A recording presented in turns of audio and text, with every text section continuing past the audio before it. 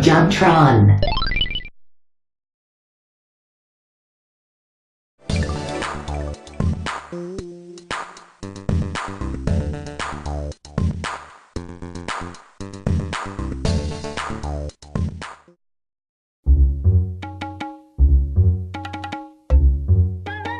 Jacques, you think is something off there? We missing something? Nah, you're right, it's probably okay.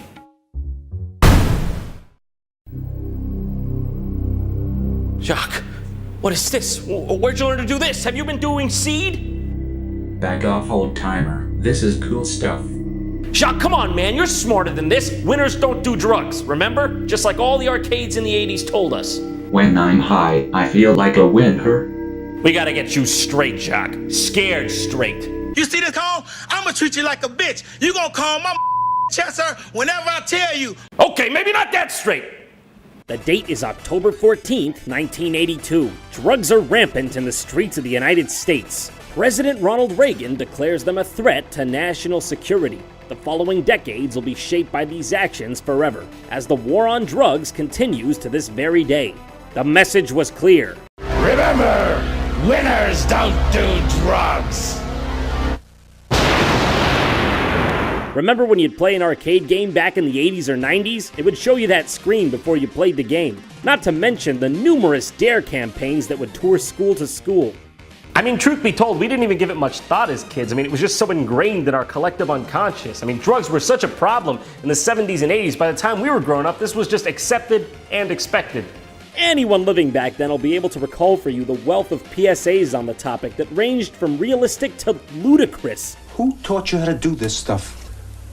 You, alright? I learned it by watching you. That never gets old. But that's not even scratching the surface. Have a look at this. Now, what's wrong with you? Tonsillitis? Appendicitis. Yeah!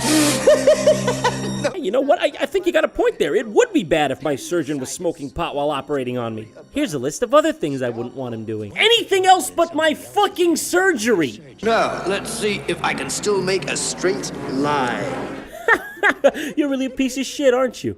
And then, of course, there's the one that lives in infamy. This is your brain on drugs. Any questions?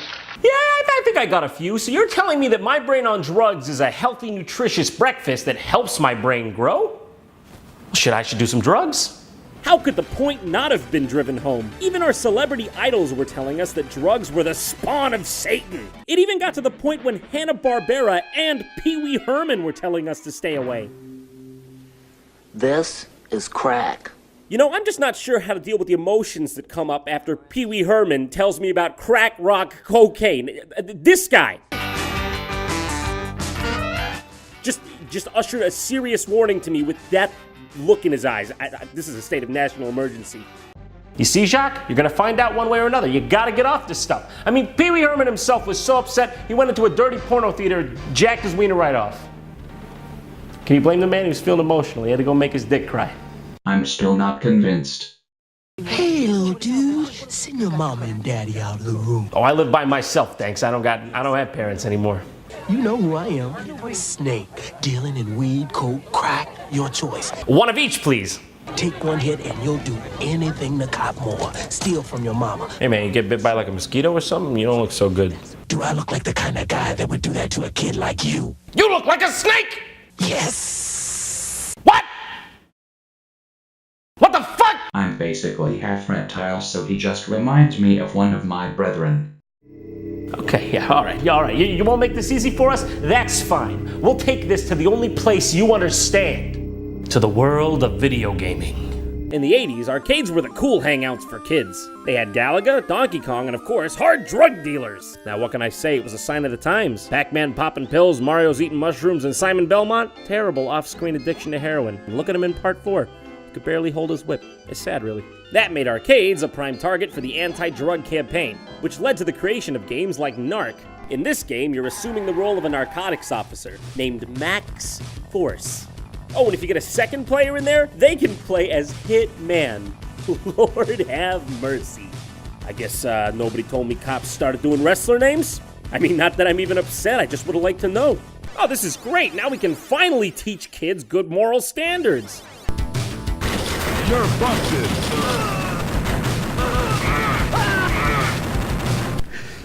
This would have put a tear in old Ronnie Reagan's eye.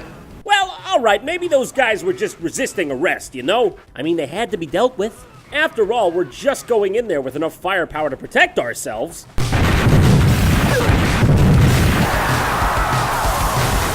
Not even once.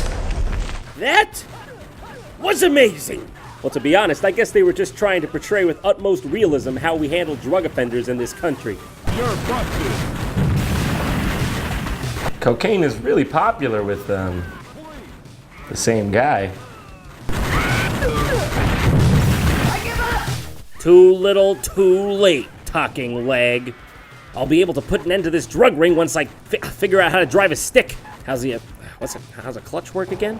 Finally, you get to the game's antagonist, Mr. Big, who's apparently a real good Tokyo drifter over here. He's got a picture of himself labeled me. Now, there's so many things wrong with this, I don't even know where to begin.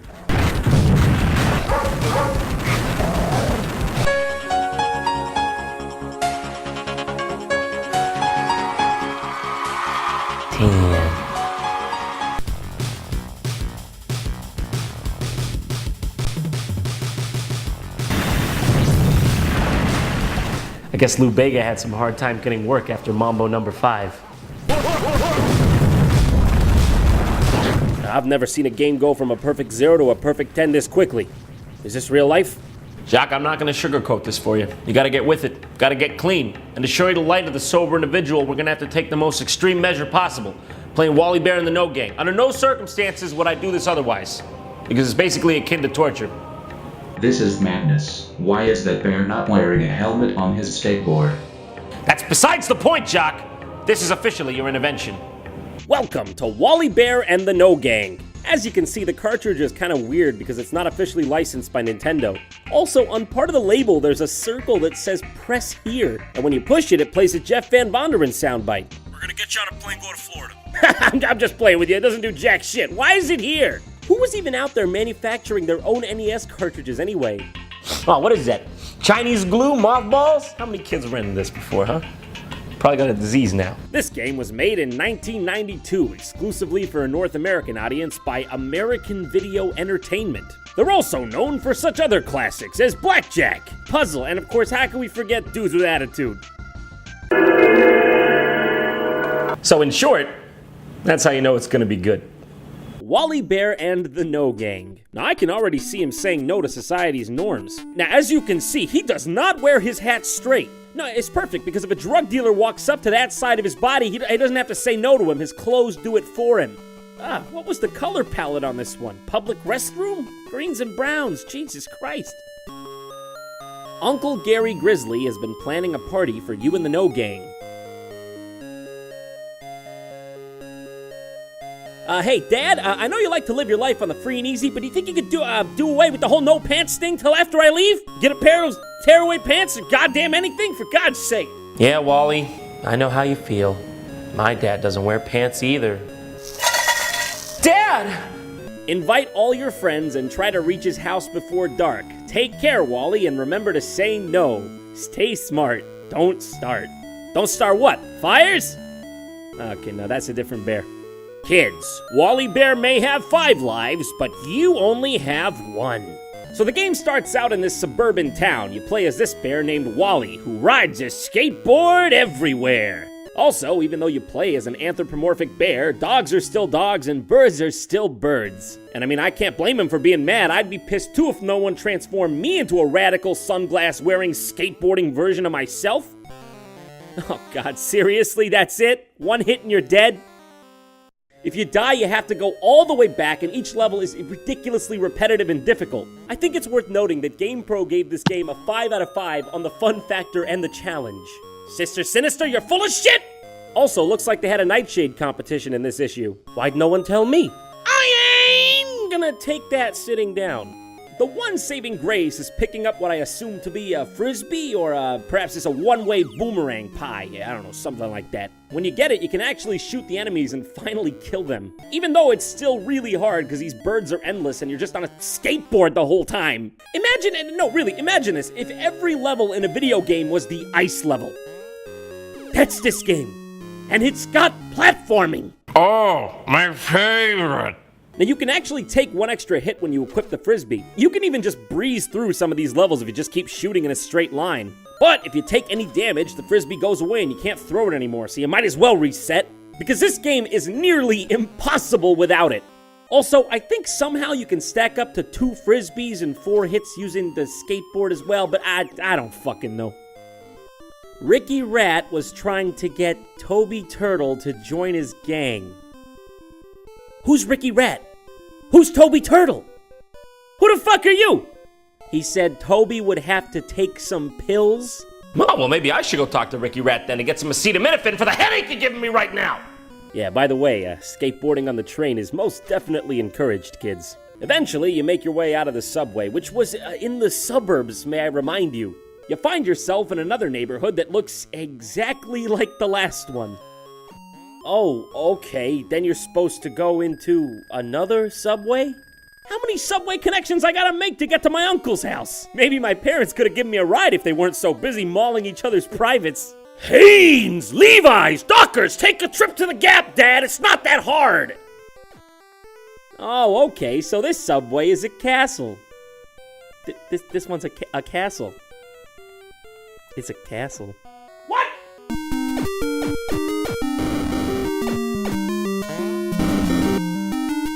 I think getting there before dark might have been the least of Wally's worries. Hey, Wally, you think you could have maybe, taken a detour around this part of town? This guy's literally dropping bombs out of his window all day. That's his job. Man, I guess the economy really has gotten bad. So, after you get out of the actual demilitarized ghetto where no kid should ever be, you go into this MC Escher garage with a cat man. Okay, I think I might be getting a bit of a contact high from this. Where's my hands? I just saw a Larry Lizard going into this garage. Okay, wonderful. Yet another person I have no context for. He was drinking out of a funny-looking bottle and acting really strange. It sounds like Larry's been drinking. Wow, how do you get that good? Remember, even grown-ups shouldn't drink and drive. Now this really needed to be said. I mean, all those drunk driving kids were tearing this country apart. Ah, well, I'll assume this is Larry. Oops, I killed him. Moving on.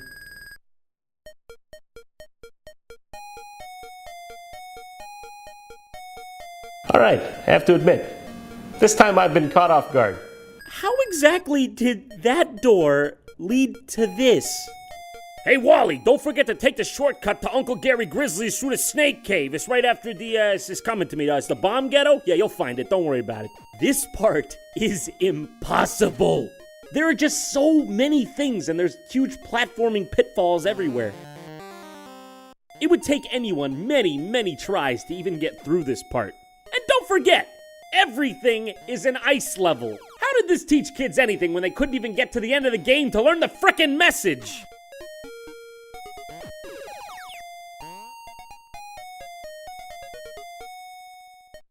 What the fuck is this supposed to be? This game has a chronic condition of never explaining anything. 2 minutes ago, we were in the suburbs. Now we're, what, taking a stroll through Nikolai Tesla's secret underground lair?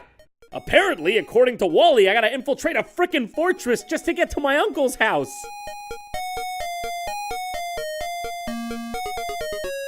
What the fuck?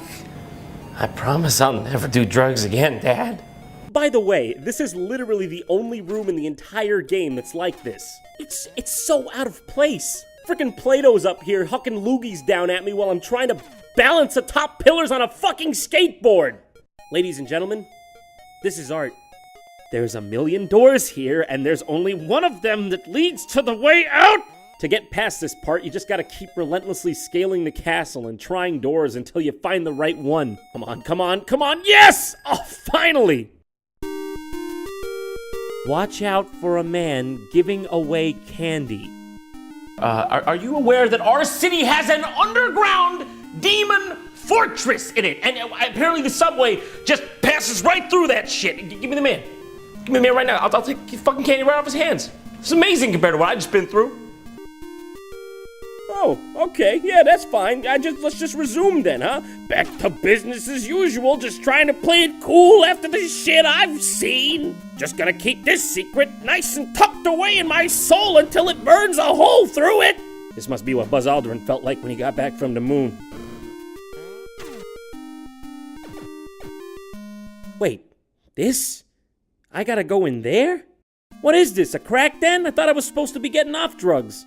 This house's windows are broken. It doesn't even look like anyone's inhabited it for years. Also, the neighboring house is just completely blown up. Just blown half up. All right, here goes nothing.